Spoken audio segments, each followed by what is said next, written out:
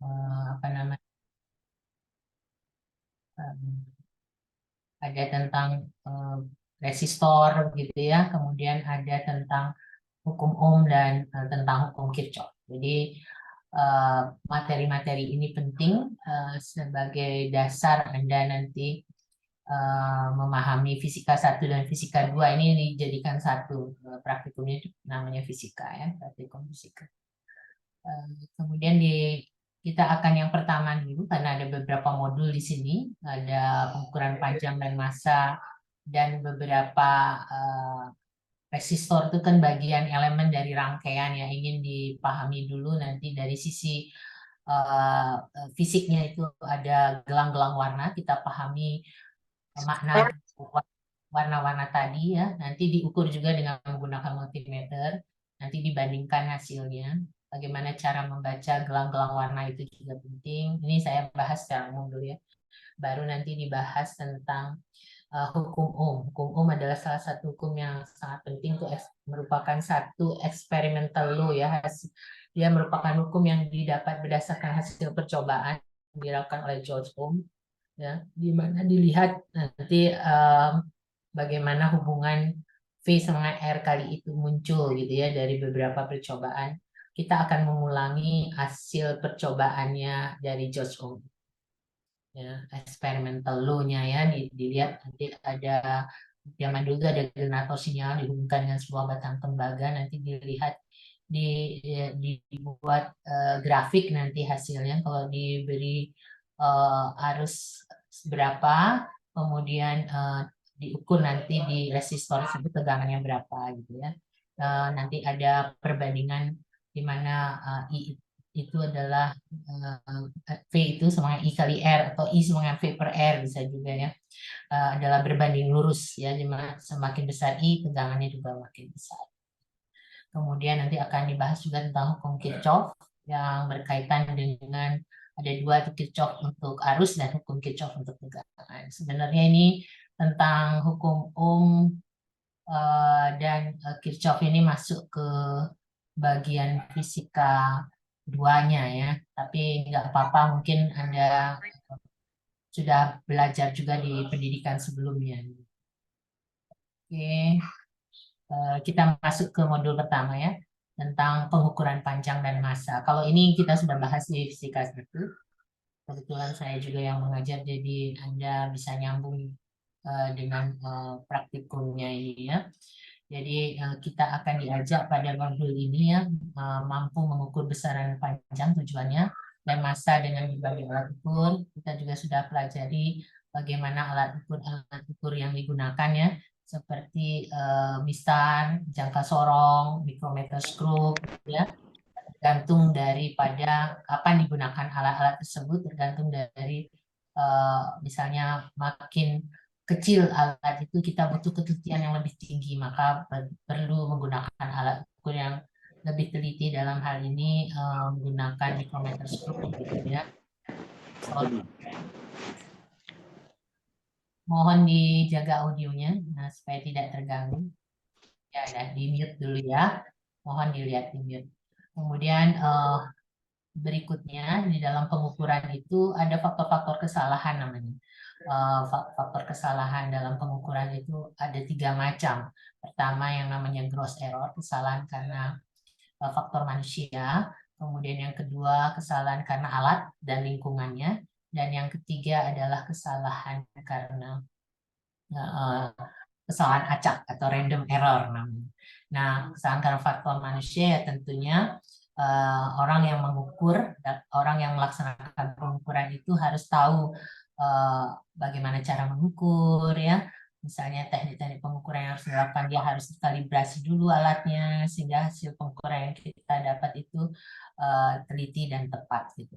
Nah, dalam pengukuran itu tujuannya adalah teliti dan tepat. Apa makna teliti dan tepat? Ini ada perbedaan ya. Teliti itu dekat dengan nilai sebenarnya. Jadi apa yang kita ukur itu benar-benar dekat dengan nilai sebenarnya dari besaran tersebut gitu. Kemudian kalau tepat itu dari hasil beberapa kali pengukuran. Kenapa dilakukan beberapa kali? Intinya ini untuk mengurangi adanya kesalahan acak. Jadi karena Jadi kesalahan acak ini adalah kesalahan di luar daripada dua kesalahan yang awal ya, dari kesalahan gross error dan kesalahan karena faktor alat. Jadi di luar kesalahan karena faktor manusia sudah rapi sekali mengukur, kemudian juga alatnya sudah benar, tapi muncul juga kesalahan yang namanya kesalahan acak. Nah, untuk mengantisipasi kesalahan acak ini dilakukanlah pengukuran yang berulang beberapa kali dilakukan pengukuran supaya nanti dianalisisnya melalui analisis statistik yang didapat tuh nilai rata-rata dan juga nilai ketidakpastiannya berupa standar deviasi. Jadi nanti hasil pelaporannya dari hasil pengukuran berulang itu adalah nilai rata-rata plus minus nilai standar deviasi. Itu yang umum biasanya dilakukan dengan di statistik ya dalam pelaporan. Nanti kita lihat kalau pengukuran tidak berulang, apa yang dilaporkan. Nanti akan dibahas di bagian ini juga ya. Jadi kenapa harus dilakukan pengukuran berulang. Nah, yang namanya tepat tadi kalau teliti kan dekat dengan nilai sebenarnya. Seharusnya misalnya berat badan saya harus 65, tapi diukurnya jadi 8 kilogram. Nah, itu tidak dekat dengan nilai. Kalau hasil pengukurannya 65 kenyataannya 6 itu dekat dengan nilai. Nah, itu maksudnya teliti. Kalau tepat tadi dari hasil beberapa kali pengukuran, tadi pengukuran berulang dengan tujuan yang tadi saya sudah jelaskan, bahwasanya masing-masing hasil pengukuran itu menunjukkan kesesuaian, atau bahasa Inggrisnya conformity. Ya, oke, masih bisa itu kelihatan gambar saya? Apanya yang Kelihatan, Bu. kelihatan ya? Oke, boleh dilanjutkan ya. Kemudian artinya tadi ketepatan tadi adalah dari hasil ya sampai di sini dulu ya besaran dari hasil ketepatan tadi itu bahwa pengukuran yang satu dengan pengukuran yang lain itu ada kesesuaian. Atau istilahnya tadi conformity. Jadi pertama saya mengukur misalnya mengukur arusnya 5 ampere, 5,0 ampere, kemudian mengukur lagi 5,1 ampere atau 5,0 lagi dan seterusnya. Itu namanya ada kesesuaian dari satu pengukuran dengan pengukuran. Kalau yang mengukur pertama 5,0 ampere nanti 7,0 ampere, 7,5. Nah, ini adanya ketidaksesuaian atau itu yang menunjukkan ketidaktepatan atau ada faktor lain lagi selain kesesuaian tadi ada yang namanya unsur dari ketepatan ini namanya jumlah angka berarti yang digunakan. Jadi saya mencontohkan 5,0 beda dengan 5,0 ampere berbeda dengan 5 ampere. Apa bedanya? Kalau 5,0 ampere itu bukan 4,9 ampere dan bukan 5,1. Nah, kalau 5 ampere itu bukan 4 ampere, bukan 6 ampere. Nah, jadi penggunaan jumlah angka berarti yang lebih banyak ini lebih tepat. Ya. Jadi 5,0 itu 2 angka berarti, kalau 5 ampere itu 1 angka berarti. Itu variabel bagaimana melakukan pengukuran, karena ini tujuannya mengukur. Nanti pengukur panjang dan massa ya. Kemudian yang paling penting di sini diperhatikan, ketika kita coba yang di awal yang pengukuran tunggal ya. Ini. Jadi dalam melaporkan hasil pengukuran itu ya, yang dilaporkan adalah hasilnya berupa nilai rata-rata dan delta X-nya ini adalah standar deviasi. Biasanya untuk mendapatkan S-nya itu kita menggunakan rumus yang namanya varians ya, karena S itu adalah akar dari S kuadrat. Jadi yang dilaporkan itu nilai rata-rata plus minus S atau delta X-nya itu berupa S.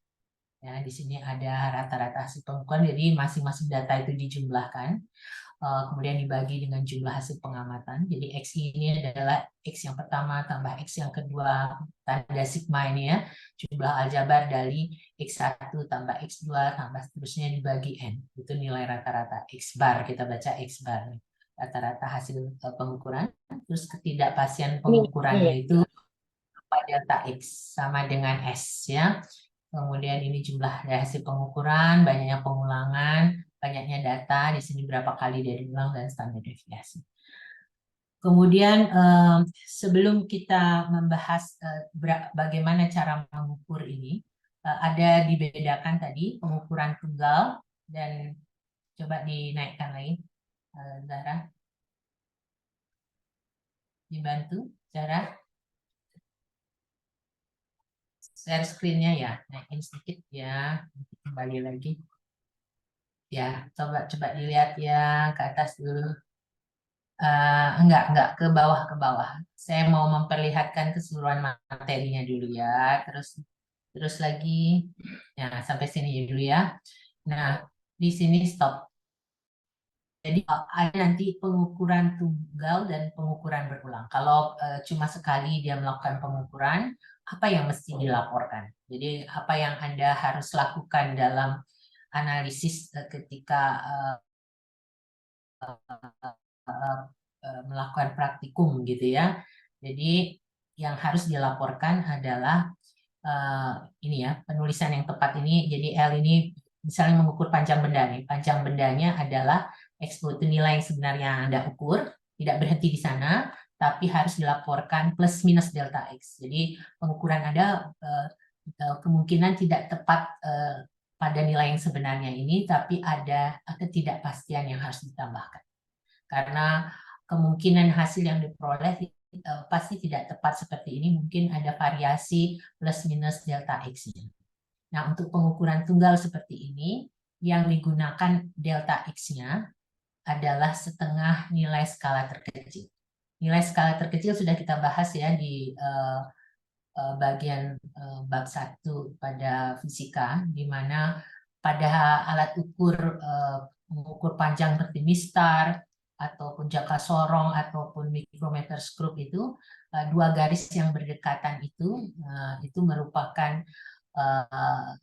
skala terkecil. Nah, kalau mistar misalnya yang jarak terkecil yang paling itu adalah 1 mm gitu. Jadi delta X-nya tentunya adalah 5 mm gitu ya. Delta X ketidakpastiannya. Kalau jangka sorong berapa skala terkecil kan bervariasi, masuk mikrometer screw. Jadi terlihat di sana alat ukur yang kita gunakan, unsur ketidakpastiannya tergantung dari alat ukur yang digunakan.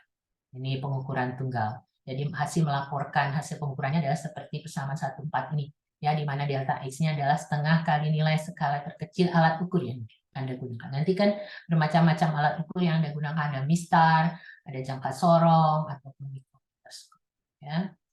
Kemudian lanjut lagi, Zara, saya mau membahas tentang pengukuran berulang. Ya, oke. Jadi pengukuran berulang seperti yang saya jelaskan tadi ya, di mana dilakukan untuk meminimais, jadi mengurangi yang namanya kesalahan acak. Jadi dilakukanlah beberapa kali pengukuran dari beberapa data itu, diolah, dianalisis dengan menggunakan statistik ya, di mana yang dilaporkan tadi sudah dijelaskan tadi adalah X bar nilai rata-rata, bacanya X bar nilai rata-rata plus minus S, standar deviasi. Kenapa dia pakai S bukan tau ya? Biasanya kalau data terbatas itu dia pakai simbol S ya. Kalau taunya itu tau kuadrat varians juga untuk data-data teoritis. Kalau statistik dia pakai S. Nah, ini rumusnya S kuadrat itu varians. Jadi untuk menghitung S standar deviasi ini kita harus hitung varians. Variannya seperti apa? Nanti dibantu dengan menggunakan tabel ya, supaya lebih mudah di dalam menganalisisnya ya. X itu adalah hasil pengukuran yang Anda dapat yang pertama. X2 yang kedua, X3 gitu. Ditulis ya hasil XI-nya yang pertama berapa. Kemudian sebelum menghitung S kuadrat ini kita harus lakukan perhitungan X barnya. Jadi ini adalah nilai rata-ratanya. Nilai rata-rata ya semua hasil data tadi dijumlahkan dibagi dengan N. Ya. Kenapa F per N-1 di sini? Karena data terbatas, untuk lebih tepat dia, ini rumus statistik sehingga kalau jumlah pengamatannya ada 10, ini N-1. Jadi 10 dikurang 1 untuk menghitung varians. Beda dengan menghitung nilai rata-rata tadi ya, jumlahkan semuanya dibagi N. Kalau menghitung varian per N-1. Ini dijumlahkan dulu, sebenarnya ini sigma gitu ya, sigmanya ada di atas nih, sigma. Jadi yang dijumlahkan itu adalah XI min X bar kuadrat. Jadi ya ini dikuadratkan, jadi XI-nya dikurangi X barnya dulu, baru dikuadratkan. Dibagi N-1. Jadi ini per N-1. Jadi sigmanya ada di sini ya, di atas sebenarnya. Jadi dijumlahkan misalnya yang pertama X1 dikurangi X bar. Jadi X barnya harus kita dapat dulu. Ya, baru dikuadratkan. Kemudian ditambah X2 dikurangi X barnya, dikuadratkan. Tambah X3 dikurangi X bar, dikuadratkan sampai Xn. Min X bar dikuadratkan. Baru hasil total tadi di penjumlahan tadi dibagi N-1. Itu cara mencari variansnya. Ya, mudah-mudahan bisa dipahami. Jadi dibuat tabel dulu, XI, kita tulis XI, kemudian XI min X bar berapa, kemudian baru hasilnya XI min X bar itu dikuadratkan. Baru masing-masing itu dijumlahkan, dibagi N-1. Kalau 10 pengamatan berarti 10 kurang 1 dibagi 9.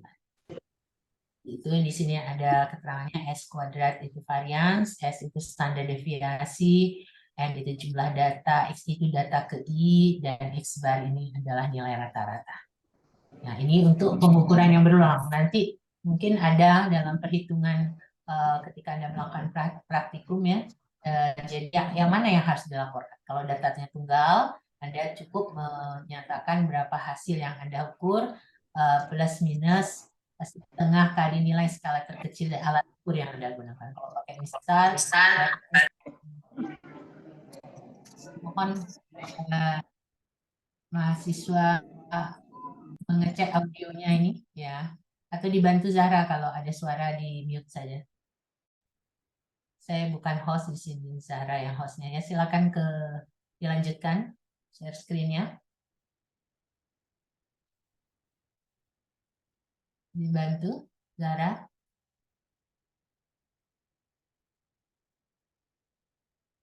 Kemana Zahra? Silakan. Ya, dinaikkan lagi ya.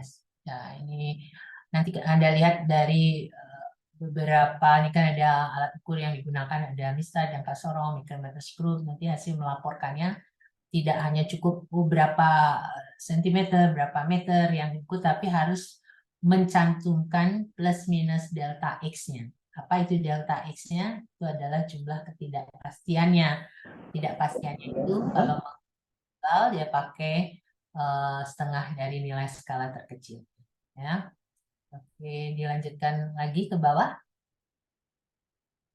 Ya, ada beberapa yang harus Anda isi. Nanti ini mungkin asisten yang akan menjelaskan bagaimana teknik langsungnya yang mengukur panjang. Ada beberapa pengukuran di sini, itu beberapa kali pengukuran. Ini menunjukkan hasil pengukuran yang berulang ya. Ini ada beberapa yang pipa plastik A, pipa plastik B diukur diameternya beberapa kali, kedalamannya. Dan di sini ada rata-ratanya. Nah, ini diukur ya. Rata-rata tentunya adalah dari hasil ini tambah hasil ini tambah hasil ini dibagi 3 karena ada 3. Kalau K-nya juga demikian. Ya, ini masih diperkenalkan tentang rata-rata. Dilanjutkan lagi Zahra. Nah, ini mikrometer juga ya. Nanti Anda biasa dalam ukuran ini timbangan nih. Nah, dalam gram miligram itu kan supaya Anda tahu awalan yang biasa digunakan di sana. Jadi dikonversi nih, gram, miligram, kilogramnya gitu ya. Karena ada konversi dari sistem awalan ini mili, ini kilo. Kita sudah belajar juga dalam pembahasan di fisika 1. Kemudian dilanjutkan. Nah, ini bagaimana mengukur dengan menggunakan alat ukur panjang. Dilanjutkan lagi Zahra. Jadi inti percobaan praktikum yang dilakukan ini supaya Anda paham sebenarnya dalam pengukuran itu dilakukan proses-proses tadi. Jadi menghindari kesalahan. Jadi Anda dalam melakukan pengukuran mohon ya tadi dihindari 3 faktor kesalahan tadi, gross error, kesalahan karena faktor manusia. Jadi sebelum Anda praktikum harus benar-benar dipahami. Jadi supaya tidak salah dalam menggunakan alat ukur, dipahami dulu cara menggunakan alat ukurnya, polaritasnya yang dilihat, kalibrasi, ada teknik-teknik seperti itu sehingga sebelum mengukur ya memang sudah kondisi jarum alat ukur tersebut sudah dinolkan gitu ya. Itu juga menjadi faktor yang perlu ada juga yang namanya kesalahan paralaksis ya, kesalahan karena gross error ini. Jadi Anda dalam membaca jarum alat ukur yang analog itu harus tegak lurus ya. Kalau digital kan bisa langsung dibaca angkanya. Kalau yang analog itu harus tegak lurus bacanya. Jadi membaca skalanya harus benar.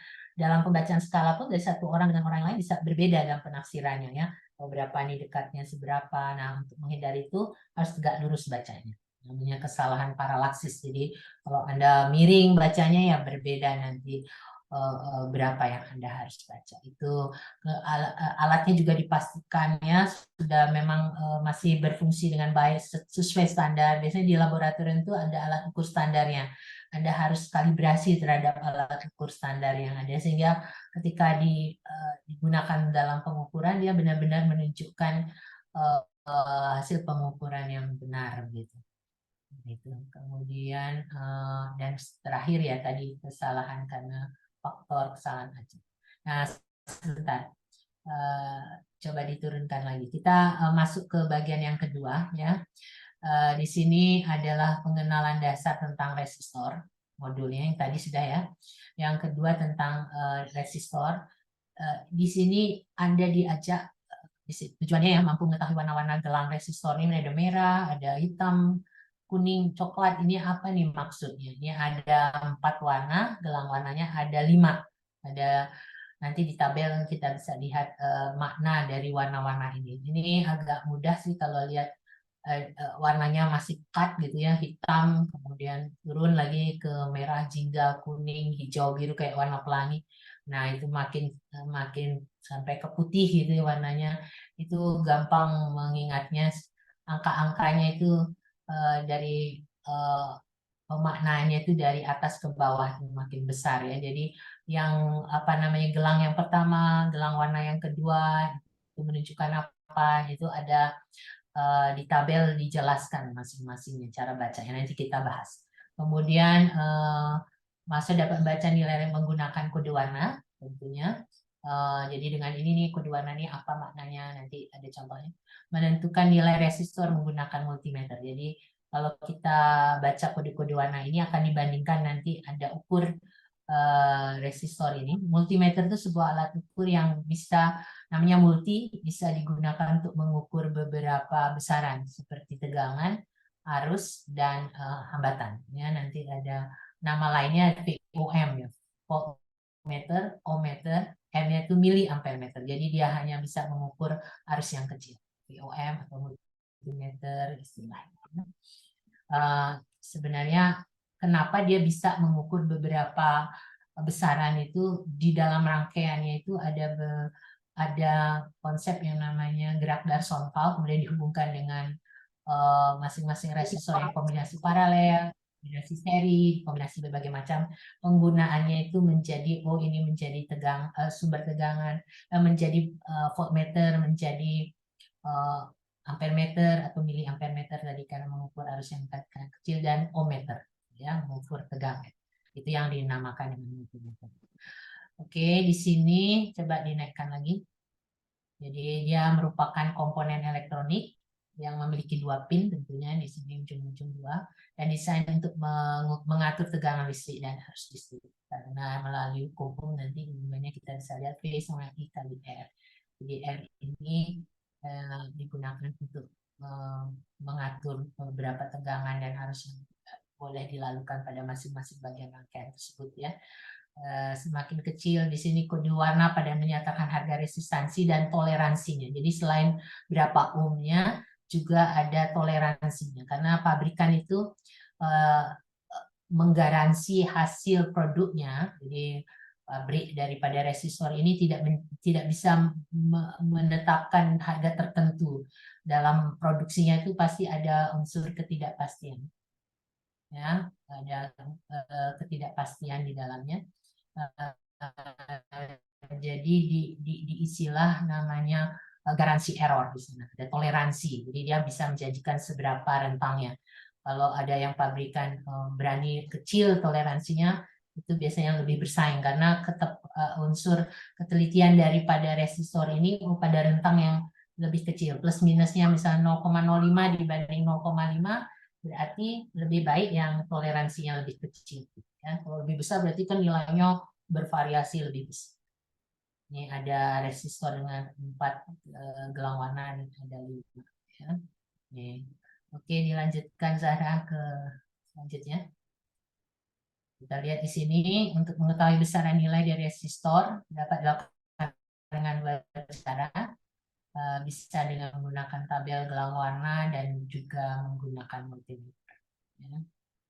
Ini kita lihat, dinaikkan lagi biar keseluruhan tabel ini bisa terlihat, Zahra. Silakan dibantu. Ya, ada kode-kode warna. Mohon dilanjutkan. Kita lihat ada beberapa cincin, kalau ada 4 sampai di sini nih. Ininya ya, bedanya yang 5 dengan 4. Nah, yang 4 itu cincin ketiga nih nggak ada ininya lagi angkanya. Di sini langsung ke pengalinya, ini toleransinya. Kita bisa lihat kode-kode warnanya itu dilihat dari sini ya. Kalau mau ngapalin bisa cepat juga dari ini kan warna yang gelap, kemudian berkurang gelapnya, coklat ini warna pelangi ini, Magic Hibinium, jingga itu kan oranye, bibi langsung ungu di sini, kemudian ada abu-abu, putih, emas, perak, tidak berwarna. Jadi coklat itu untuk ini 5 gelang warna ya, untuk 5 gelang warna. Kalau 4 gelang warna ini ininya ditiadakan, langsung ke pengali dan toleransinya. Jadi kalau coklat gelang pertama itu, cincin yang pertama atau gelang warna pertama berarti diberi nilai 1. Cincin kedua misalnya coklat lagi 1. Atau variasinya sesuai warnanya. Ya, putih dia 9 angkanya, kalau dikasih biru dia 6 gitu. Warna-warna. Kemudian gelang warna yang keempat, nah kalau coklat itu ditambahkan 0 gitu, tambah 01. Ini kalau ini berarti 10 kali 10 gitu ya, 10 pangkat 1, ini 10 pangkat 2, 10 pangkat 3, 10 pangkat 4 dan seterusnya pengalinya nih. Ini maksud 003 itu 10 pangkat 3. 1000 dikali 1000 dikali 10.000 gitu ya. Kalau ini dikali 10 dikali 100 dan terus. Kalau emas ya dikali 0,1, ini dikali 0,1. Nah, toleransinya nanti kita bisa hitung bagaimana menghitung toleransinya. Kalau coklat warnanya gelang kelima itu, toleransinya 1% dari nilai resistor tersebut. Kalau merah 2% gitu. Kalau emas 5%, perak 10%, dan tidak berwarna 20%. Ini tabel gelang warna namanya. Ya, Anda berbekal tabel ini kita bisa tentukan nilai daripada resistor tersebut, ya, gelang-gelang yang tersusun dari gelang-gelang. Kita coba ya contoh cara bacaan resistornya. Misalnya gelang pertama itu warnanya hijau. Kita lihat di sini hijau. Kalau sudah hafal sih cepat ya, 5. Biru. Gelang kedua 6. Merah. Ini misalnya menggunakan 4 gelang. Merah langsung baca ke sini. Merah kali 00. Jadi sekali 100 artinya. Emas, misalnya emas ya, gunakan toleransi gelang keempatnya, dia pakai 5%. Bagaimana ini nilainya? Jadi bacanya 56 dikasih 00, jadi 5.600 ohm. Toleransi yang digunakan 5%. Nah ya, jadi bacanya bisa pakai ini 5, nulisnya 5K6, jadi 56.000 ohm. Satuannya jangan lupa bisa nulis ohmnya seperti ini atau pakai simbol omega. Ya, disingkat ohmnya dengan omega. Jangan lupa satuan karena satu besar tidak akan bermakna apabila tidak diisi satuannya, tidak dilengkapi satuannya. 5 saja. 5 apa ini? Bisa 5 volt, bisa 5 ampere, bisa 5 kilogram. Tidak jelas. Jadi harus diisi satuan. Seperti ini untuk resistor ya 5 ohm, 5K6, ya, 5.600. Oke, contoh berikutnya seperti ini, coklat hitam, coklat 1, hitam 0, hijau, ini 5 gelang warna. Oke, hijau, kemudian hijau lagi, pengali hijau nih, lihat hijau 10 pangkat 5. Ya, perak ya pakainya toleransi 10. Jadi gelang kelima itu perak, berarti nilai toleransinya 10%. Oke, dilanjutkan Sarah. Ini alat-alatnya. Silakan. Ada percobaannya 4 gelang dan 5 gelang. Cara membacanya seperti itu. Ya, oke, dilanjutkan saja. Dan jadi yang dilakukan dalam percobaan ini, Anda harus bisa menuliskan eh, besar daripada resistor tersebut dengan menggunakan gelang-gelang warna dan juga mengukur besar hambatan tadi, resistansi dari resistor tersebut dengan menggunakan multimeter. Ya. Nah, ini contoh-contoh tahapan-tahapan yang Anda harus lakukan. Cek kondisinya dalam keadaan baik dia, yang ini bahan yang mau diukur, ini alat yang mau digunakan juga, kemudian alat yang digunakan ini harus dikalibrasi dulu. Sebelumnya harus ditancapkan dulu probe merah pada terminal positif, probe hitam pada terminal negatif. Kemudian nanti dilakukan kalibrasi dengan menyatukan dua itu. Kemudian dilihat apakah sudah nol atau tidak. Gitu ya. Kemudian baca besar resistor berdasarkan gelang warnanya. Kemudian untuk apa kita baca ininya supaya tahu pengalinya. Jadi di multimeter tuh harus milih pengali. Jadi kita arahkan pengali yang seperti pada gelang warna tersebut ya, pengali tadi ya. Pilih pengali dengan mengarahkan probe multimeter pada pengali tahanan, disesuaikan dengan besar tahanan yang akan diukur, kemudian lakukan kalibrasi juga ini. Nah, ini pastikan jarumnya itu sudah menunjuk skala 0 ya. Lakukan pengukuran pada resistor, kemudian diisi tabel-tabel yang ada dalam modulnya. Silakan dilanjutkan. Saudara. Secara teknis pelaksanaan nanti ketika Anda melakukan praktikum, asisten akan menjelaskan lebih lengkap lagi. Silakan Zahra dilanjutkan. Dinaikkan ya. Oke, ini ada jadi warna gelangnya seperti apa nilainya, dibaca yang merah, hijau. Nah, itu dikasih penjelasan di sini pengalinya berapa nilai resistor ini. Menggunakan multimeter, jadi menggunakan tabel gelang warna, dibandingkan nanti hasilnya. Ya, dilanjutkan lagi, Zara. Agak cepat sedikit, kita masih bahas tentang hukum Ohm dan Kirchhoff ya, hukum Kirchhoff.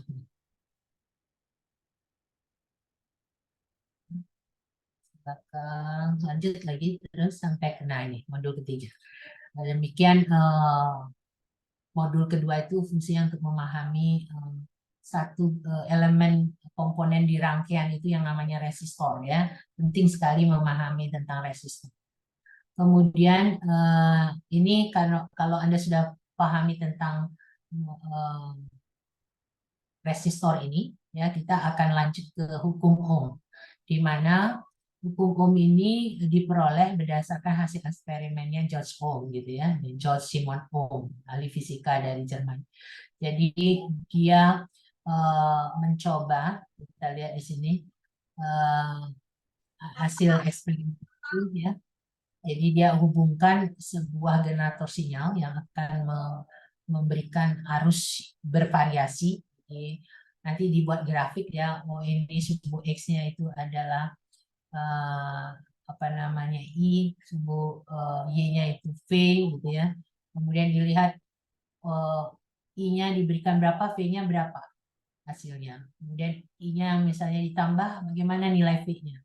Nah, kemudian dihubungkan dalam grafik berupa koordinat kartesius ya, dicari x-nya berapa, x-nya berapa, dihubungkan itu v-nya, kasih titik-titik, oh kemiringan.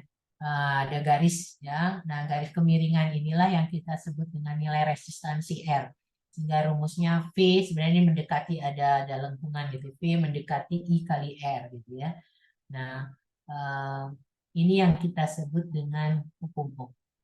Ya, di mana semakin besar arus tegangannya makin besar dengan satu variabel ininya R. Kalau kita buat persamaan garis dalam matematika, Y sama dengan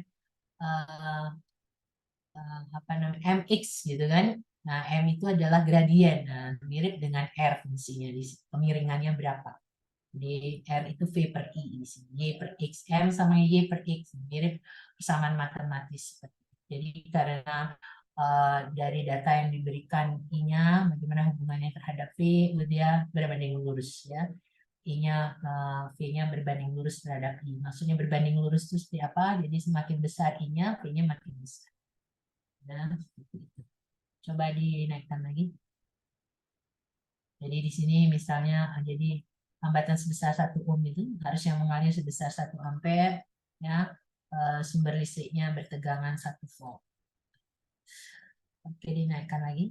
Nah, di V itu tegangan, satuannya volt, I itu adalah arus, satuannya ampere, dan R itu hambatan.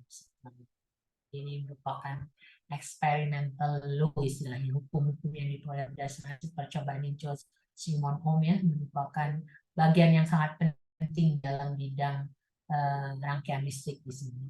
Kemudian selanjutnya di sini dijelaskan tentang rangkaian seri. Ya, rangkaian seri itu mungkin Anda sudah terbiasa, jadi di mana elemen-elemennya itu disusun apa namanya bersusunan gitu ya, satu dengan yang lain bersambungan gitu. Nah, dihubungkan berurutan ya istilahnya ya. Jadi suatu rangkaian yang semua bagian-bagian ini dihubungkan secara berurutan sehingga setiap bagian dialiri oleh arus listrik yang sama. Jadi kalau satu mati berarti kan open di sana, open circuit, jadi nggak bisa lagi mengalir arusnya. Nah, jadi itu dihubungkan berurutan sedemikian. Makanya kalau di rumah kan nggak mungkin dilakukan secara seri, gitu, pasti dilakukan paralel. Jadi kalau satu listriknya mati, yang lain masih nyala. Rangkaian ini disebut juga karena berurutan seperti itu rangkaian tunggal, di mana membiarkan listrik mengalir keluar dari sumber tegangan, kemudian melalui setiap bagiannya, dan kembali lagi ke sumber tegangan. Kalau kita gambarkan dalam model rangkaian yang sederhana ya, ini ada sumber tegangan, kemudian dihubungkan dengan R1, R2, R3, sebagainya. Nah, ini dibuat statement kalimat seperti ini. Ini disebut dengan rangkaian tunggal, membiarkan listrik mengalir keluar dari sumber tegangan, kemudian melalui setiap bagian dan kembali lagi ke sumber tegangan. Jadi arus yang mengalir selalu sama di setiap titik sepanjang rangkaian. Jadi arus yang mengalir di rangkaian ini, rangkaian seri ini sama besar. Tegangan pada masing-masing R tadi berbeda tergantung dari berapa besar R-nya. Kemudian hambatan yang dirangkai secara seri akan semakin besar nilai hambatannya. Sedangkan lampu yang dirangkai secara seri nyalanya menjadi semakin redup. Nah, karena apa nih? Jadi nyala lampu itu berarus yang mengalir, ya. Jadi diberi apa? Tegangan yang sama, jadi arus yang mengalir itu R ekivalennya itu menjadi R3 ketika melakukan perhitungan pada R total pada cancel. Ini juga mati maka juga akan mati. Ciri atau karakteristik daripada sebuah rangkaian seri. Ini yang mengalir bagian A, kemudian satu T berarti harus berhenti di situ, tidak mengalir lain sehingga satu lampu mati maka lampu yang lain juga akan mati. Ini penting memahami tentang rangkaian seri dan nanti di bagian Kirchhoff akan dijelaskan tentang rangkaian paralel. Dilanjut screen-nya lagi ya. Nah, ini contoh percobaan yang akan dilakukan berkaitan dengan hukum Ohm tadi ya. Jadi akan dilihat diukur misalnya tegangan di sini nih pada ada sumber tegangan seperti ini ya. Akan mengalir arus tentunya di sini ya. Nanti diukur seberapa tegangan yang ada di R ini dengan menggunakan alat multimeter tadi. Multimeter ini kan bisa berfungsi sebagai voltmeter mengukur tegangan, mengukur arus, bisa menjadi ampermeter dan bisa juga menjadi ohmmeter untuk mengukur resistor seperti tadi dilakukan berapa besar resistansi pada resistor. Ini rangkaian di atas menggunakan jackpot dihubungkan rangkaian pada power supply tegangannya 5 volt, gunakan multimeter untuk mengukur besar tegangan pada komponen R-nya. Catat besar tegangan pada tabel hasil percobaan berapa tegangan di sini atau ditulisnya sini VR di tegangan pada resistor. Pada resistor lain juga dilakukan coba. bandingkan hasil pengukuran dengan hasil perhitungan nanti apakah sama atau bagaimana, nanti Anda kasih analisis di situ. Ini belajar tentang praktikum itu kan fungsinya Anda uh, mencoba melakukan teori yang ada gitu ya dengan alat-alat supaya membiasakan juga ada skill untuk mengukurnya dapat ya. Kemudian di sana kan Anda harus tulis kesimpulan, tulis analisisnya. Nah, di sana berkomunikasi Anda dengan pendapat Anda. Bisa lihat Anda belajar berkomunikasi dengan menuangkan hasil eh, percobaan yang Anda lakukan. Anda kemukakan pendapat Anda di sana. Ya, ini belajar tentang praktikum itu penting ya. Tidak hanya mendengar saja, jadi Anda langsung bisa memahami betul dari konsep-konsep yang ada. Dilanjutkan lagi Zara. Nah, ini percobaannya kedua menggunakan dua resistor seperti ini di rangkai seri. Ini yang namanya seri ya. Ini untuk mengukur tegangan pada sebuah resistor memang harus dikombinasi paralel dia ke alat ukur. Tapi ini rangkaian yang ini kita sebut rangkaian seri ya. Rangkaian yang satu komponen dengan komponen lain berurutan seperti ini. Silakan dilanjutkan lagi. Dihubungkan ini ada tahapan-tahapan yang Anda harus jalankan, yang dia harus dijawab juga, ya, disusun, hubungkan rangkaian gunakan multimeter, kemudian diulangi juga pada resistor lain, bandingkan hasil pengukuran hasil perhitungan. Ini mau dilihat bagaimana hukum Ohm tadi berlaku, ya betul nggak itu, gitu ya. Silakan dilanjutkan lagi. Nah, ini harus tabel-tabel ini harus dilengkapi. Silakan. Lebih detail tentang teknik pelaksanaan praktikum, mungkin ada asisten yang akan menjelaskan ketika Anda melakukan praktikum. Silakan dinaikkan lagi, tinggal satu modul lagi ya. Zara, tolong agak cepat sedikit.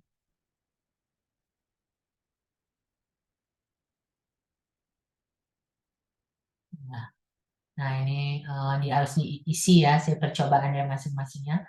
Ini berapa R-nya, PR itu adalah tegangan pada R tersebut dengan membaca multimeternya, berapa volt. Nah, hasil perhitungannya berapa arus. Kalau pakai hukum Ohm kan I itu adalah V per R hasil perhitungan. Nah, rangkaian serinya kalau R1 R2 ini kalau satu R-nya ini ada dua, hasil perhitungan ada akan Ohm. Saya lanjutkan lagi.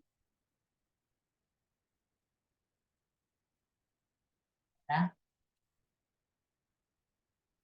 analisis Anda akan dibantu oleh asisten nanti cara mengisinya. Oke, modul ketiga, modul terakhir ya, modul keempat. Ini bicara tentang hukum Kirchhoff dan nanti tentang rangkaian paralel. Ada seri, tadi sudah dijelaskan, sekarang rangkaian paralel. Di sini akan dicoba dipahami tentang hukum Kirchhoff. Diharapkan mahasiswa yang melakukan praktikum ini mampu mengukur tegangan dan arus pada rangkaian paralel, bagaimana caranya, kemudian mampu menghitung tegangan dan arus sesuai teori yang ada. Nanti bagaimana kalau ada ini ya. Jadi ada beberapa konsep di sini sebenarnya dari Kirchhoff ini dibedakan menjadi dua ya, hukum Kirchhoff pertama dan hukum Kirchhoff yang kedua. Kalau hukum Kirchhoff pertama itu didefinisikan namanya hukum Kirchhoff untuk arus atau istilah bahasa Inggrisnya KCL, Kirchhoff Current Law, hukum Kirchhoff untuk arus. Kalau hukum Kirchhoff yang kedua itu KVL, Kirchhoff Voltage Law, hukum Kirchhoff untuk tegangan. Sebenarnya secara sederhana pada hukum Kirchhoff ini, coba dinaikkan lagi Zara. Ini nggak langsung sigma I masuk sama dengan sigma I keluar seperti ini ya. Nah ini kalau langsung saja seperti ini, kita bacanya seperti apa nih? Kalau arus masuk itu, ini kan harus masuk nih, cuma ada I di sini. Harus keluar ada I1, I2, I3 dari sisi panahnya. Jadi I masuk yang ini sama dengan jumlah arus yang keluar dari titik ini ya, dari node. Biasanya dia bacanya itu sigma I sama dengan 0 cara baca. Adalah jumlah aljabar arus pada suatu titik, pada suatu node sama dengan pada satu saat sama dengan 0. Jadi kalau Arus masuk dia kasih positif, arus keluar itu negatif. Jadi bacanya nih I plus ini karena masuk node-nya. Keluarnya min I1, min I2, min I3 sama dengan 0. Jadi I, kenapa dia sama dengan I? Karena dibawa ke sebelah kanan sama dengan min menjadi plus, I2 tadi min menjadi plus, I3 dari min menjadi plus. Jadi sebenarnya sigma I sama dengan 0. Jadi sigma I jumlah aljabar arus pada suatu node. Kalau ketemu node begini, percabangan gini, ya, jumlah arus pada suatu node sama dengan 0. Jumlah arusnya seperti apa? Kalau masuk node dia kasih positif, keluar node negatif.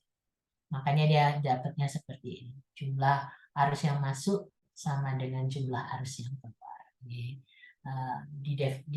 Didefinisikan seperti sebenarnya sigma I sama dengan 0. Ya.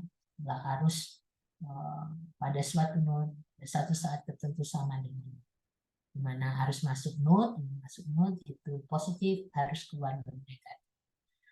Selanjutnya hukum Kirchhoff yang kedua itu adalah KVL, Kirchhoff Voltage Law. Itu sebenarnya mirip dengan tadi. Kalau tadi sigma I, ini sigma V. Jumlah aljabar tegangan tadi ini node, titik percabangan. Kalau menjumlahkan tegangan itu pada loop. Ya, coba dinaikkan, dilanjutkan Zara.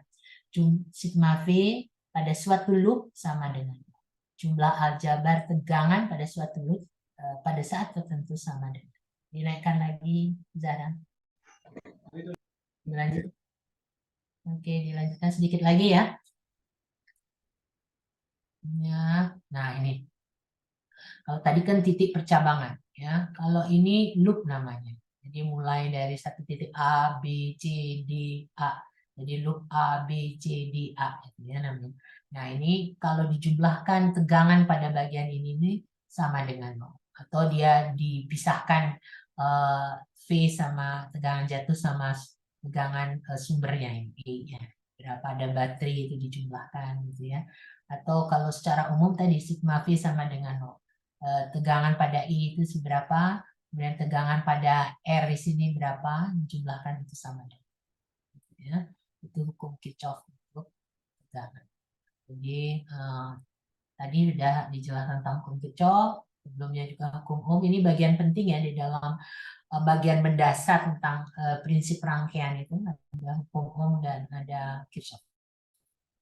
Kemudian di sini tadi ada seri, sudah dijelaskan, sekarang rangkaian paralel. Jadi kalau kita buat rangkaian paralel itu kan rangkaian yang bersusunan. Kalau tadi berurutan, gitu. Rangkaian paralel di sini V-nya sumber tegangannya, di sini ada R, kemudian dihubungkan ada R lagi, atau banyak paralel bisa juga ya. Jadi bersusunan. Cirinya adalah untuk rangkaian paralel tegangannya sama dan arusnya yang berbeda, ya, tergantung dari R. Jadi rangkaian paralel adalah salah satu model rangkaian yang dikenal dalam kelistrikan selain rangkaian seri tadi.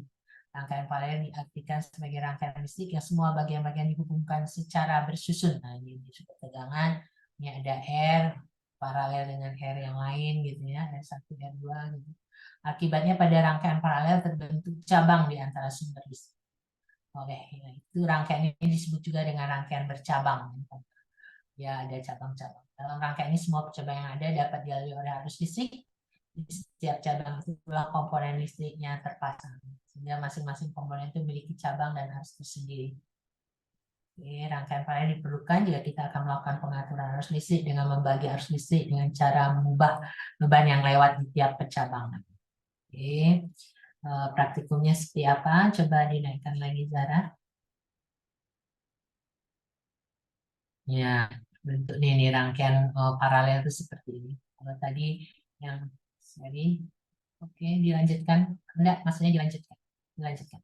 Lanjutkan. Nah, ini. Kita lihat ini R1, R2 ini bersusunan. Ya, jadi di paralel. Sebuah contoh rangkaian. Kalau seri itu kan R1-nya enggak di sini, tapi berurutan di sini diletakkan. Nah, ini dilihat nanti arus apa ini tegangan ini diukur kalau tegangannya seperti ini. Kalau paralel sini berarti mengukur tegangan di R2 ya.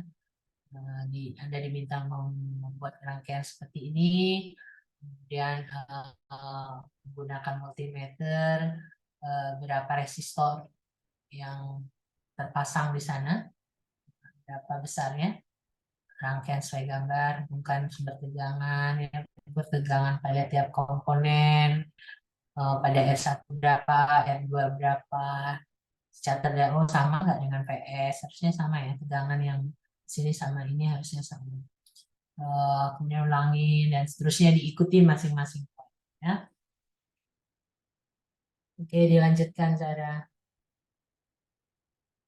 Nah, ini hukum Kirchhoff untuk arus nih. Nah, jadi kita lihat ini cara meletakkan ini untuk mengukur apa nih? Ini seri ya. Jadi multimeternya berfungsi sebagai mengukur arus. Mau dilihat arus yang mengalir di sini berapa. Ini hukum Kirchhoff yang pertama di KCL. Dilihat arusnya berapa besar. Silakan dilanjutkan lagi.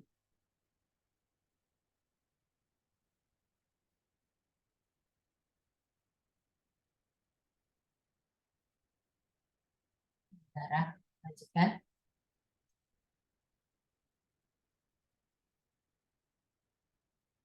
Ini harus diisi tabel-tabel seperti ini ya. Berapa R1 besarnya, R2. PR1 ini maksudnya tegangan pada R1, PR2 itu tegangan pada R2.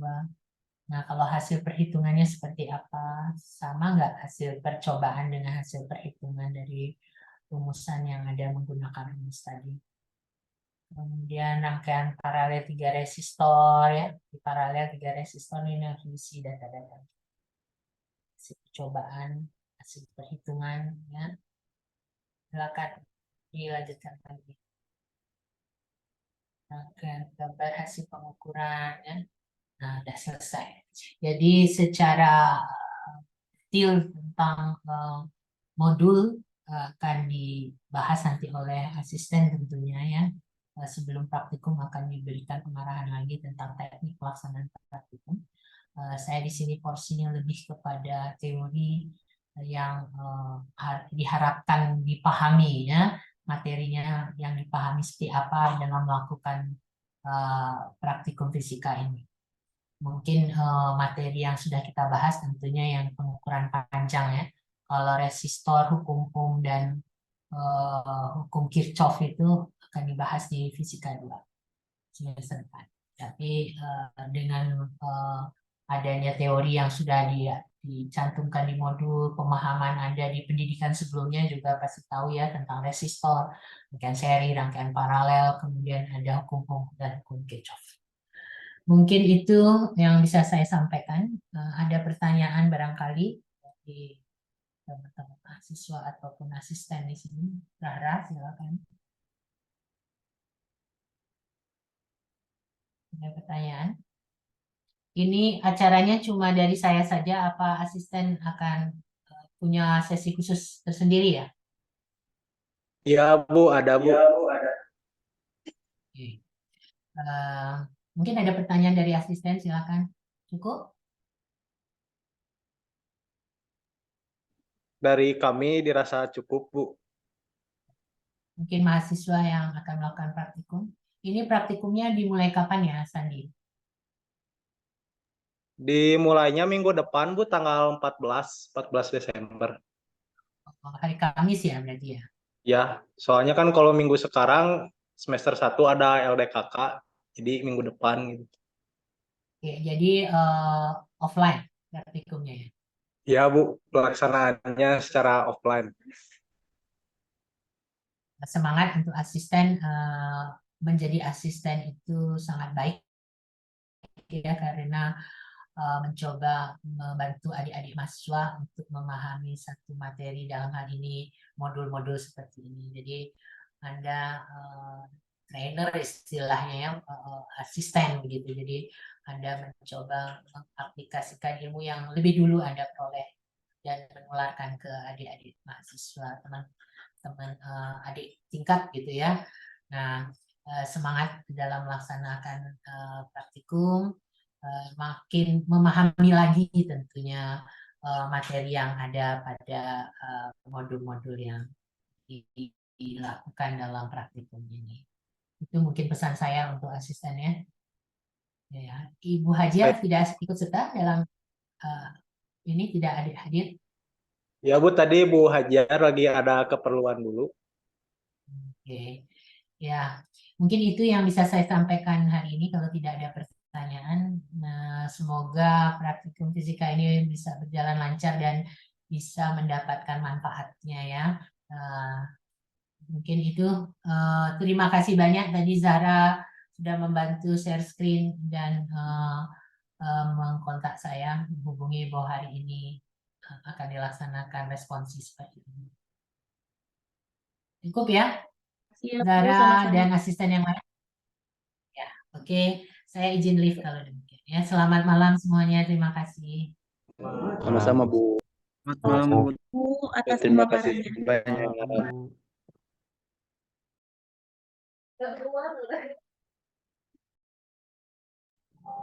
Oh iya Mas, mau tanya Mas saya Mas. Ya, Kalau reguler C kan pada kerja semuanya Mas ya. Itu berarti online ya, bukan offline ya. Kan ada juga yang luar kota gitu. kalau untuk kelas PJJ, kalau kelas PJJ itu biasanya pelaksananya itu online. Jadi nanti dari kita itu ada video tutorial. Nah, nanti untuk data-data hasil percobaannya itu bisa ngambil dari situ gitu. Tapi Berarti sebelum PJJ ke online situ, ya, Mas? ya online. Tapi sebelum ke sana juga, sekarang ada ini sih pemaparan SOP dan juga mekanisme untuk praktikumnya. Mohon dilihat, dipahami, dan diperhatikan.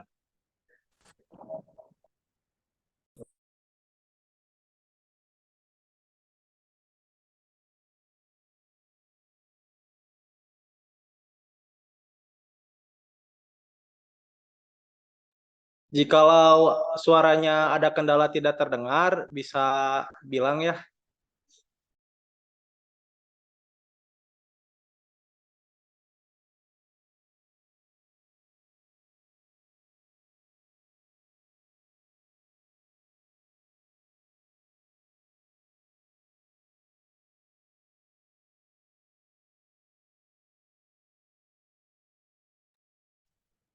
Suaranya apakah ada? Ada. Ada. Ada Kak.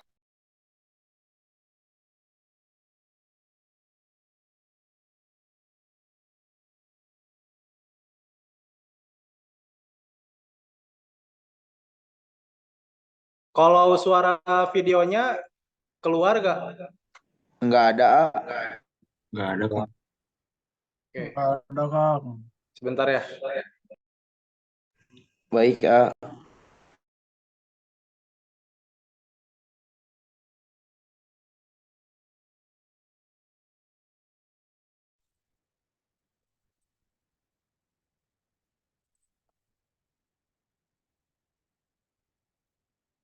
Assalamualaikum warahmatullahi wabarakatuh. Kami dari Laboratorium Teknik Telekomunikasi dan Informasi semester ganjil 2023-2024 akan memaparkan SOP. Saya Yopi Meza dan ditemani rekan saya Sandi Nasirul dan Rio Dika. Selanjutnya akan memasuki pembahasan. A. Persyaratan pendaftaran praktikum dan kelengkapan praktikum. Setiap praktikan diwajibkan membawa kelengkapan yang harus dipersiapkan untuk praktikum. A. Modul praktikum. B. Buku catatan. C. Alat tulis dan kalkulator atau alat elektronik lain seperti smartphone, tablet, dan netbook.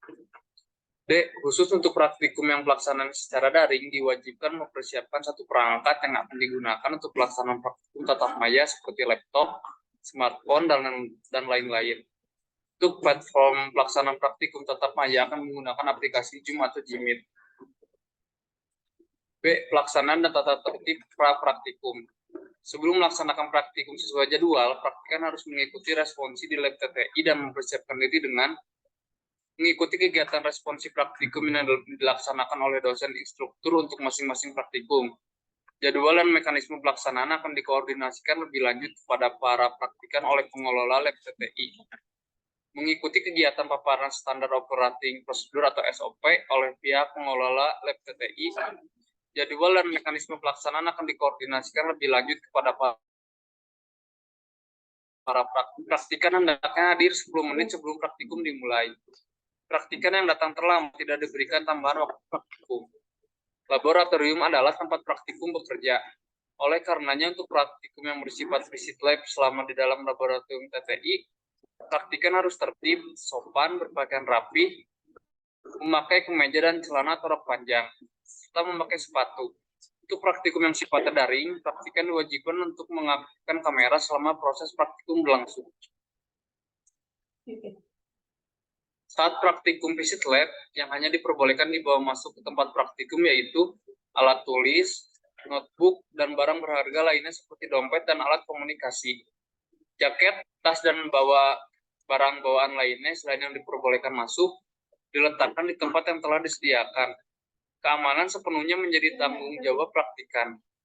Mempelajari modul praktikum sebelum pelaksanaan praktikum dimulai, file modul praktikum dapat diakses di LMS mata kuliah praktikum tersebut. Praktikan tidak diperbolehkan mengikuti praktikum jika A. tidak melakukan pendaftaran praktikum, B. tidak memprogramkan mata kuliah praktikum pada KRS, C. tidak memenuhi ketentuan administrasi, D. datang terlambat lebih dari 45 menit. C. Pelaksanaan praktikum. Selama pelaksanaan praktikum, praktikan harus memperhatikan hal sebagai berikut. Praktikan diperbolehkan melaksanakan praktikum setelah melakukan pendaftaran dengan mengisi Google Form, serta melampirkan bukti dokumen KHS dan bukti administrasi keuangan. Praktikum dilaksanakan maksimal selama 120 menit, baik visit lab maupun daring. Praktikan melakukan absensi pada LMS sesuai dengan jadwal praktikum. Praktikan melakukan pengecekan rangkaian kepada asisten laboratorium setelah selesai merangkai dan sebelum diumumkan dengan catu daya.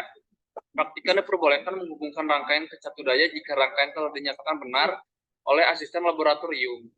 Praktikan harus dapat memperoleh data dengan melakukan praktikum. Jika praktikan gagal mendapatkan data karena faktor alat dan bahan, harus segera melapor kepada asisten laboratorium agar segera diberi pengganti atau perbaikan. Praktikan harus menjaga keselamatan diri, ketertiban, peralatan, dan kebersihan laboratorium. Selama praktikum, praktikan dilarang keras merokok, makan dan minum, membawa senjata tajam, membawa senjata api, membawa atau menggunakan nafza. Praktikan dilarang keras meninggalkan laboratorium tanpa seizin asisten laboratorium selama praktikum berlangsung, kecuali hendak ke kamar kecil dengan durasi tidak lebih dari 7 menit. Setiap kondisi yang di luar kewajaran praktikan harus berkoordinasi dengan asisten untuk diteruskan ke laporan atau ketua laboratorium jika diperlukan.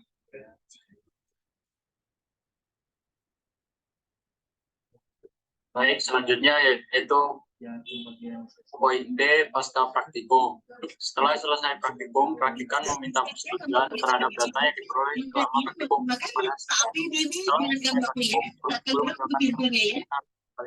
dan bahan praktikum yang dipinjam serta merapikan dan membersihkan meja dan kursi yang telah digunakan.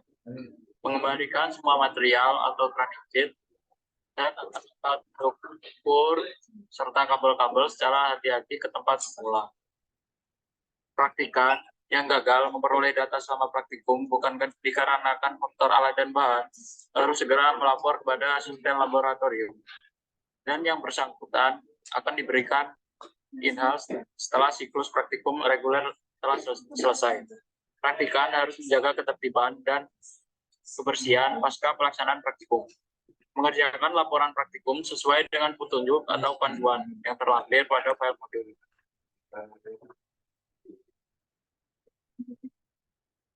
Yaitu ketentuan lain dari pelaksanaan praktikum. Praktikan yang berhalangan hadir pada kegiatan praktikum sesuai dengan jadwal yang telah disampaikan oleh pengelola laboratorium wajib melaporkan ketidakhadiran selambat-lambatnya 1 jam sebelum praktikum dimulai dan akan diberikan jadwal baru untuk mengikuti kegiatan praktikum. Jika praktikan merusak atau menghilangkan bahan, alat, atau fasilitas laboratorium yang lain, maka praktikan wajib mengganti berupa barang yang bersesuaian atau sama, bukan berupa uang. Sistem penilaian pada kegiatan praktikum di lab TTI mengikuti aturan di mana setiap modul praktikum memiliki bobot sebesar 25% dikali jumlah modul. Laporan praktikum dikumpulkan atau deadline 5 hari baik yang bersifat visit lab maupun daring. Laporan praktikum yang bersifat visit lab dikumpulkan dalam bentuk hard file dan soft file, dan di-scan untuk di-upload ke LMS. Sedangkan untuk praktikum daring, pengumpulan laporannya dalam bentuk soft file yang di-upload ke LMS. Ketentuan poin pada pelaksanaan praktikum dan pengumpulan poin laporan praktikum. Poin positif akan diberikan kepada praktikan jika pengumpulan laporan dilakukan sebelum deadline pengumpulan laporan. Poin negatif akan diberikan kepada praktikan jika mengumpulkan laporan setelah deadline laporan.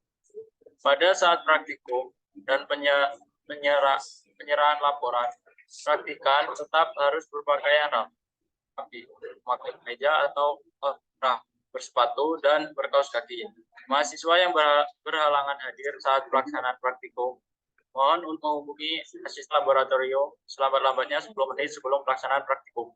Dan jika hal tersebut tidak dilaksanakan, kepadanya akan diberikan status hadir tanpa keterangan.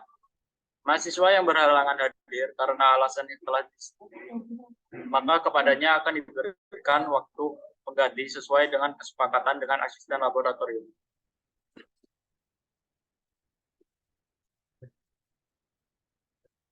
Tidak ada praktikum susulan bagi mahasiswa dengan status kehadiran tidak hadir tanpa keterangan. Ketentuan yang tidak tercantum pada modul ini akan disampaikan secara lisan atau tulisan kepada praktikan oleh pihak pengelola laboratorium. Untuk jadwal pelaksanaan praktikum, jadwal pelaksanaan praktikum dilaksanakan pada hari sesuai jadwal atau sesuai kesepakatan dan ketersediaan ruangan serta peralatan dari pihak pengelola laboratorium dengan format sebagai berikut. Untuk sesi 1 pukul 8 sampai pukul 10. Untuk sesi 2 pukul 11 sampai pukul 1. Untuk sesi 3 pukul 14 sampai pukul 16. Untuk sesi 4 pukul 16.30 sampai 18.30 serta sesi 5 yaitu pukul 19 sampai 21. Untuk catatan, format penjadwalan di atas bersifat tentatif atau dapat berubah menyesuaikan dengan kondisi dan ketersediaan ruangan dan perangkat. Format penjadwalan berlaku bagi praktikum yang sifatnya visit lab maupun daring. Praktikan diperbolehkan pindah jadwal praktikum setelah diizinkan oleh asisten yang bersangkutan dengan ketentuan A. Praktikum mengisi form pindah jadwal yang disediakan asisten yang bersangkutan dan mendapat persetujuan dari instruktur atau kepala laboratorium. B. Setelah mendapat tanda tangan dari kepala laboratorium, praktikan baru boleh mengikuti praktikum. Asisten berhak memberi sanksi jika ketentuan yang ada tidak dipenuhi. Baik, berikutnya ada tugas pendahuluan praktikum. Tugas pendahuluan praktikum, tugas pendahuluan ini kerja lengkap dan kumpulan akan melaksanakan praktikum modul berikutnya. Jika praktikan tidak menyerahkan tugas pendahuluan, maka praktikan tidak diperkenankan mengikuti praktikum. Soal tugas pendahuluan dapat diakses di LMS. Setelah file diunggah, akan diinformasikan kepada praktikan. Tugas pendahuluan ditulis tangan untuk praktikum visit lab dan diketik untuk daring dengan rapi kertas HPS ukuran A4 menggunakan ballpoint atau pena warna biru. Waktu pengerjaan tugas pendahuluan tentatif menyesuaikan dengan soal yang diberikan.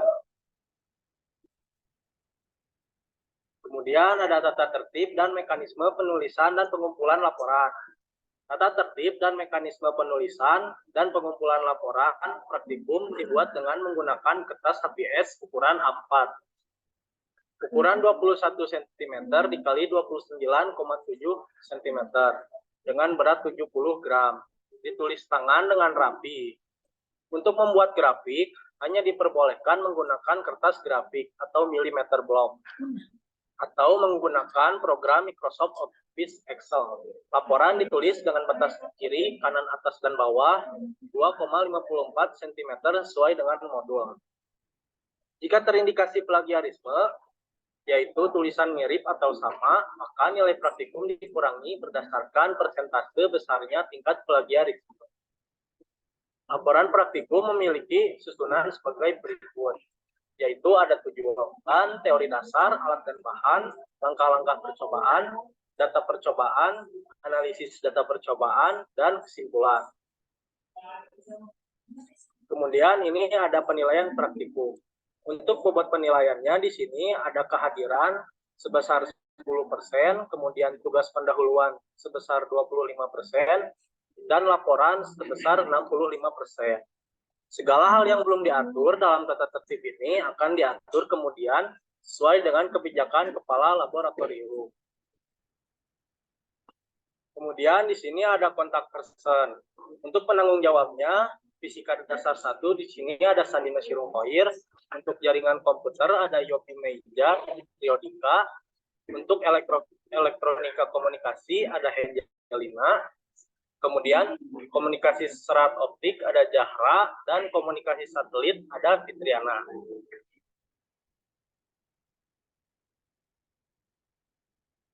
Sekian pemaparan SOP dari kami. Mohon maaf bila ada kesalahan. Wassalamualaikum warahmatullahi wabarakatuh.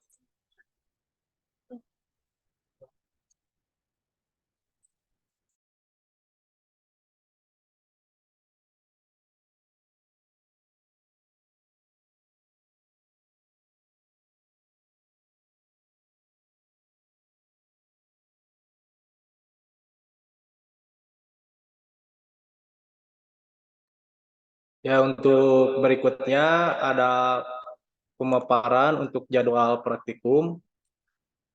Di sini apakah share screen-nya sudah ada? Ada. Nah, jadi untuk pelaksanaannya, untuk ini kelas reguler pagi di hari Kamis 14 Desember 2023.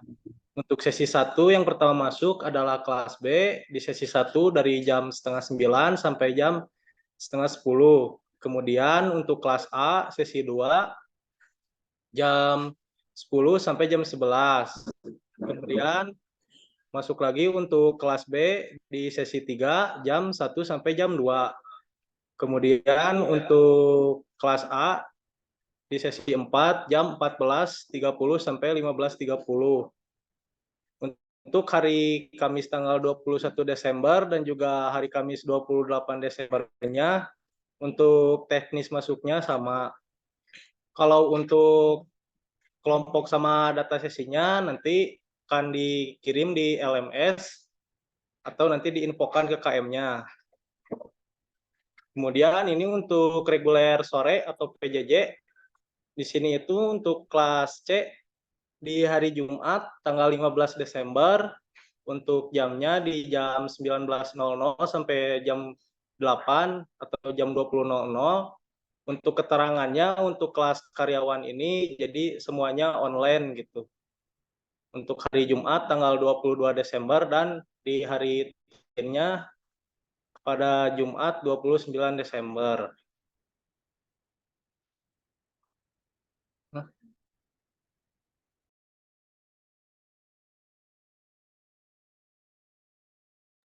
Kemudian jangan lupa untuk tugas pendahuluan sudah bisa diakses sekarang. Untuk pengerjaannya di kertas HPS A4, kemudian nanti di scan PDF dan dikumpulkan di LMS. Itu wajib ditulis tangan.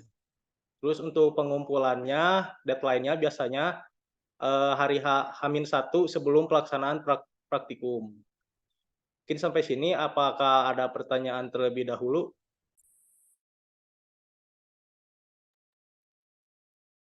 Halo Kang, ada pertanyaan Kang.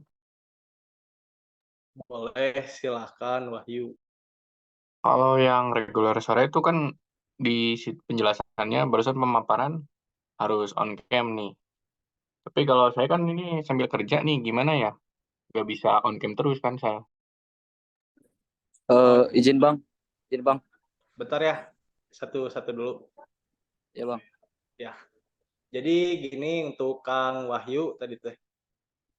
Kalau untuk kelas C itu biasanya kan kita biasanya untuk praktikumnya itu melalui video, nanti ada di-upload di YouTube.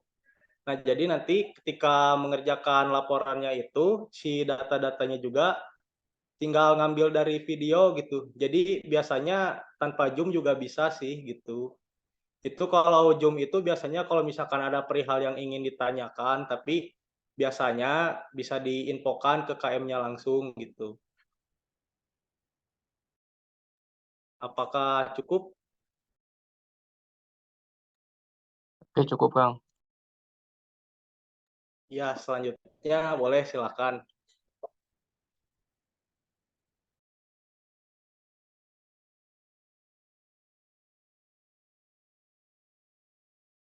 Kang izin bertanya, Ya, boleh. Gimana? kalau yang buat yang reguler sore itu misalkan di jadwalnya tuh masih bekerja terus gak bisa menggunakan handphone sama sekali itu gimana ya Kang? Tidak bisa mengikuti gitu.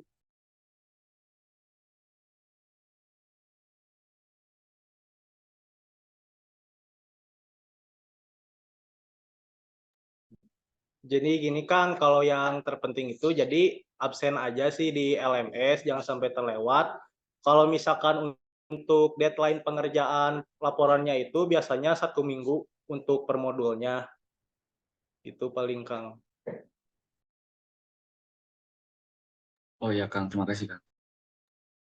Ya, sama-sama. Apakah ada pertanyaan lagi dari kelas reguler pagi ataupun reguler sore?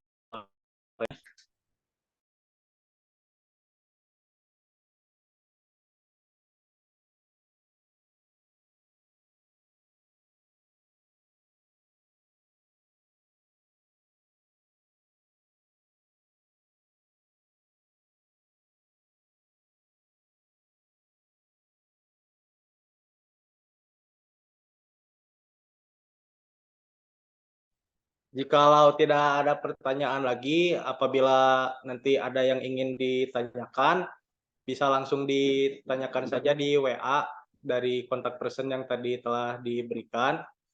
Kemudian untuk SOP, terus jadwal, semuanya sudah saya upload di LMS, bisa langsung diakses di download saja. Sebelum ditutup, saya coba ingin ini dulu, on kamera dulu semuanya untuk sesi dokumentasi.